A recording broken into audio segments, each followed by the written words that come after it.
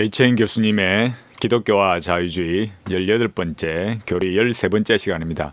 제가 이 영상 올리다 보면 이 번호가 혹시 영상에 좀 이렇게 잘못될 때가 있습니다. 양해해 주시고 그렇게 이해해 주시면 감사하겠습니다. 제가 이 김용주 교수님 자유주의 신학이란 무엇인가 여기에 대해서 조금 인용하면서 제가 말씀드리고 있으니까 기독교와 자유주의를 이해하는데 훨씬 유익하실 겁니다. 슐라이어마흐에 대해서 앞에 칸트 이후에 슐라이어마흐에 대해서 말하고 있는데 슐라이어마흐는 여기 93페이지 이 책 93페이지 보면 경건의 본질은 우리가 하나님과의 관계에서 자신을 절대 의존의 존재로 인식하는 것이다. 슐라이어마흐가 이렇게 말했어요. 그러니까 경건의 본질이라는 것은 이 슐라이어마흐의 경건이라는 것은 인간이 신에 대한 그 관념이 신에 대한 그 개념이 이미 선천적으로 주어져 있다. 그렇기 때문에 우리가 예수 그리스도를 믿고 성령의 역사하심으로 거듭나는 그런 과정이 없어도 선천적으로 주어져 있다고 보는 기 때문에 그래서 자기가 가지고 있는 그런 또 다른 어떤 배움이나 하나님에 대한 지식이 없이 그런 감정을 가지는 것을 말해요. 그런 점들이 차이가 많이 나는 거죠. 그렇게 나오는 것은 인간의 이성에 대한 과도한 신뢰 또 너무 많은 점수를 주기 때문에 이런 문제가 발생하게 되는 것입니다. 경건의 본질을 종교 감정의 뿌리로 이렇게 두고 있고 또 하나님과의 관계에서 절대적으로 의존적인 존재다 이렇게 보고 있어요. 그런데 여기서 우리가 말할 때 하나님이라고 할 때도 그 하나님이 우리가 말했던 믿고 있는 그 하나님 성부와 성자와 성령 하나님 그런 하나님으로 인식하는 그런 하나님이 아니에요. 여기 제가 앞서 말했듯이 이 책 김용주 교수님의 87페이지 나오듯이 우니베르숨 인간이 자신의 가지고 있는 종교적 소질이 있고 그 종교적 소질을 통해서 저 우주에 뭔가가 있다 이렇게 어떤 보편이 있다 이렇게 생각하는 거죠. 그 우니베르숨이 하나님이지 성경이 말하는 그 하나님은 아니라 이거예요. 그런 점에 있어서 단어를 하나님이라고 쓴다고 해서 기독교의 하나님이냐 그렇지 않다는 거죠. 이런 것들이 일반 성도들로서는 또 이 자유주의 신학의 이 슐라이어마흐나 이런 자유주의 신학의 실체를 알지 못하는 사람들이 오류를 범하기 쉬운 거예요. 그러니까 슐라이어마흐에게 있어서 하나님은 우니베르숨이라는 우주 보편 이런 것이다라는 거예요. 그런 거는 썸씽이다, 전적인 타자다 이런 거를 우리가 알아야만 됩니다. 그리고 여기 이제 김용주 교수님의 책 중에서 약간씩 아쉬운 면이 있어요. 94페이지 보면 여기 뭐라 했냐면은 이후 등장한 자유주의자들은 경건에 대한 슐라이어마흐의 이해를 비판했습니다. 특히 신정통주의자 바르트는 절대 의존 감정 대신 우리를 향한 하나님의 절대적 사랑을 경건의 본질로 내세우며 그를 비판합니다. 앞에서 칼빈이 말했던 것처럼 개혁주의 신학에서 경건은 우리를 향한 하나님의 자비와 능력을 배우고 하나님을 믿는 가운데 하나님께 돌려드리는 사랑이 동반된 공경입니다. 여기서 우리는 슐라이어마흐가 경건을 인간 중심으로 이해했다는 것을 발견하게 됩니다. 이렇게 말했어요. 물론 이 개혁 신학에 있어서 이런 경건에 대한 바른 정의는 중요하죠. 그러나 칼바르트가 슐라이어마흐를 비판하면서 절대 의존 감정 대신 절대 사랑, 하나님에 대한 절대 사랑을 경건의 본질로 내세웠다고 비판한다고 해서 칼바르트가 그렇다고 해서 본받아야 할 그런 신학자냐? 그렇지 않습니다. 신정통주의자 칼바르트는 하나님을 전적인 타자라 그랬어요. 그러니까 우리가 계속 살펴봐야 될 것은 무엇이겠습니까? 어느 신학자든 이게 단순히 어떤 자유주의 신학자만이 아니라 어느 신학자, 어느 목사, 어느 교수 또 어느 성도라 할지라도 그 사람이 말하는 하나님이 과연 성경에서 말하는 하나님인가? 이게 중요한 거죠. 그렇지 않으면 의미가 없는 거예요. 그 하나님에 대한 분명한 정의가 성경과 일치하지 않으면 성경에서 벗어나는 거죠.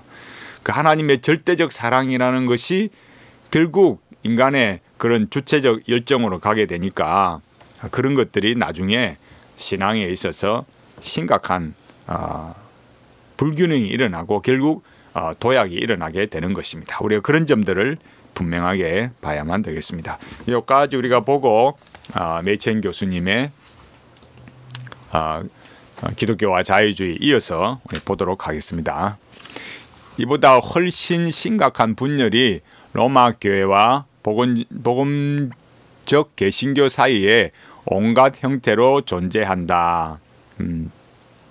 하지만 성경의 권위와 초기의 위대한 신조들을 받아들임에 있어서 로마 가톨릭 교회와 오늘날 경건한 개신교도들은 얼마나 큰 공통의 유산을 가지고 있는가 이렇게 말했어요.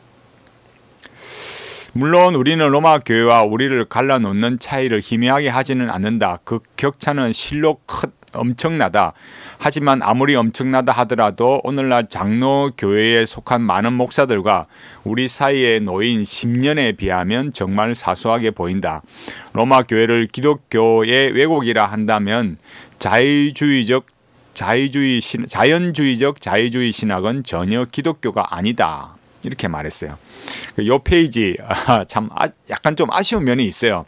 그러니까 메첸 교수님의 기독교와 자유주의에서 좀 이렇게 아쉬운 면이 있는데 90페이지, 91페이지에서 이런 교리적 차이, 그 어느 정도를 이렇게 이해하고 말하는 거하고 알미니안주의 신학이나 성공회나 또 심지어 이렇게 로마 가톨릭과도 이렇게 좀 명확한 선을 긋지 않는 걸 보면 좀 아쉬운 면이 있습니다. 그러니까 예를 들어서 알미니안주의 신학에 있어서도 좀 이렇게 명확한 것들을 차이점을 말하지 않으면 그렇게 이 도르트 신경이나 이런 데서 그걸 수립하기 위해서 그렇게 알미니안주의자들과 싸웠던 그럼 그런 의미가 뭐냐?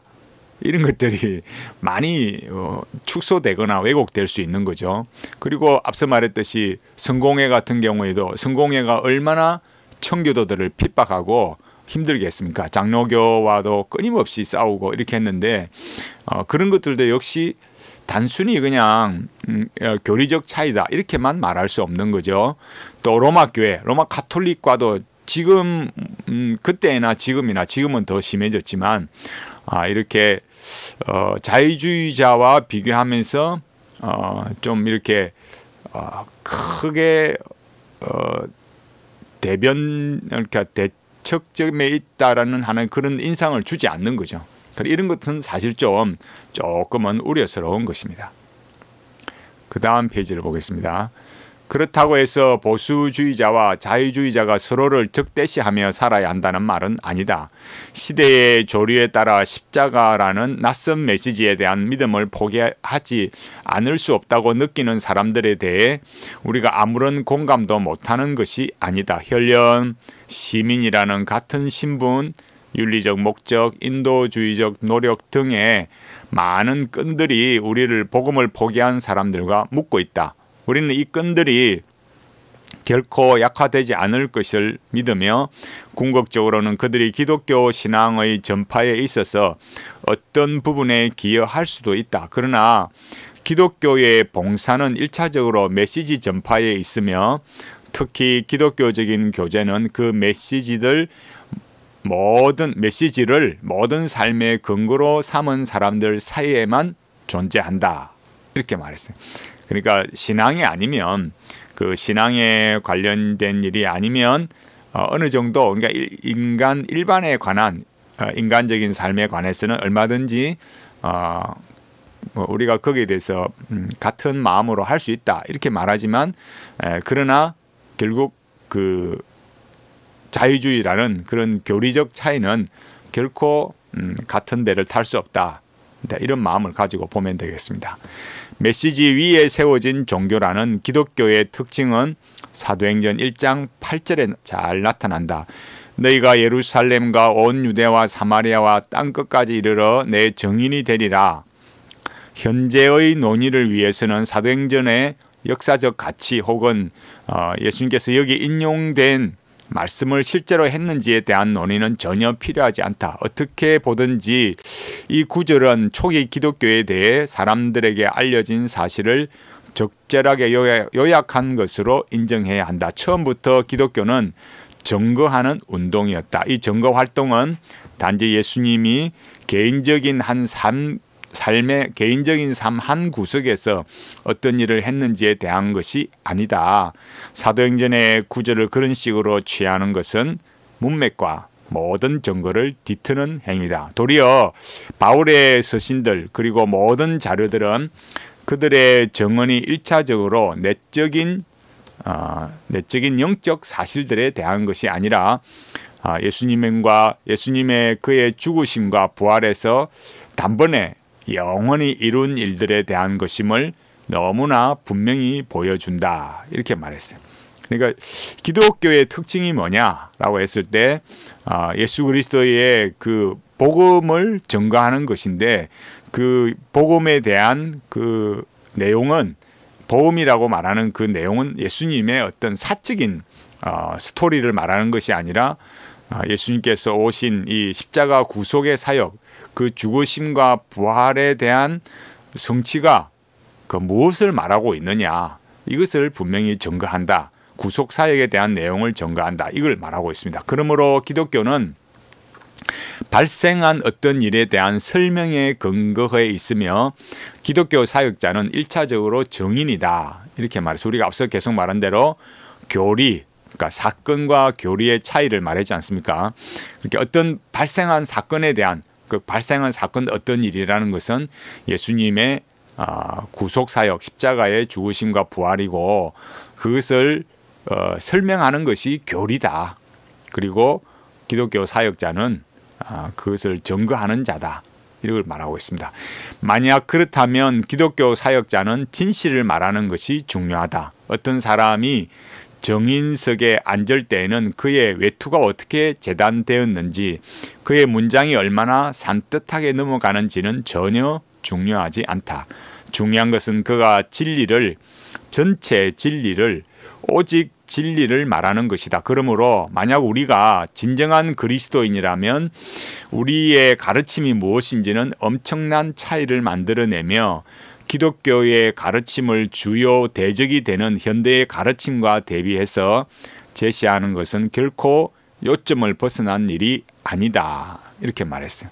그러니까 우리의 가르치는 내용은 주의 진리의 말씀을 바르게 증거해야 되는 거죠. 그 증거라는 것은 십자가 사건이 어떤 의미를 가지고 있느냐, 그 사건과 의미, 그 설명을 바르게 전해야 된다라는 거죠. 그것이 결국 큰 차이를 만들어내니까요. 오늘날 기독교의 주요 대적은 자유주의 신학이다. 자유주의 신학의 가르침들을 기독교의 가르침들과 비교해서 살펴보면 이 두 운동이 모든 면에서 정반대의 위치에 있음이 드러날 것이다. 비록 요약의 형태로 제시하는 정도겠지만 이제부터 그것을 살펴보기로 한다. 지금까지 이 2장의 끝인데 2장 이 교리 부분에 있어서 이제 엄청난 그런 과정이 있는 거죠. 그러니까 자유주의 신학의 그런 내용이 뭐냐? 결국은 그 사람들은 여기 우리가 앞에서 이렇게 칸트나 슐라이어마어 보면서 이렇게 봤듯이 결국 산상순이나 이런 내용을 통해서 도덕적인 이상국가 그렇게 되니까 예수님도 하나님이 아니라 신이 아니라 그냥 인간 예수, 역사적 예수를 하거든요. 신학적으로 그런 역사적 예수, 인간 예수에 불과하고 그런 모범자에 불과하게 되고 결국 십자가의 구속 그 복음의 참된 의미가 상실된다. 자유주의자는 그렇다 이거예요. 그러니까 우리가 정말 이 자유주의 신학이 이 메이첸 교수가 말한 것처럼 자유주의 신학은 기독교가 아니다. 그런데도 오늘날 수많은 교회에서 그 자유주의 신학을 포용한 신복음주의자들, 그 수많은 사람들, 또 거기에 영향 속에서 만들어지는 현대 영성, 그 현대 영성은 더 심한 거죠. 상상을 초월할 정도로 심한데도 여러 많은 사람, 우리 제가 이번에 올렸듯이 팀 켈러를 비롯해서 헨리 나우엔이나 이런 수많은 사람들, 리차드 포스트, 또 유진 피터슨이나 필립 얀시나 이런 수많은 사람들의 영향 속에서 교회가 점점 이런 엉뚱한 길로 가니까 정말 우려스럽습니다. 우리가 지금 살펴보는 이런 내용들을 통해서 조금씩 자유주의 신학이 무엇인가 이걸 살피고 우리도 정말 바르게 가야 되고 또 우리 자녀들도 신앙을 잘 지켜갈 수 있도록 함께 기도하고 믿음으로 살아가는 우리 모두가 되기를 바라겠습니다.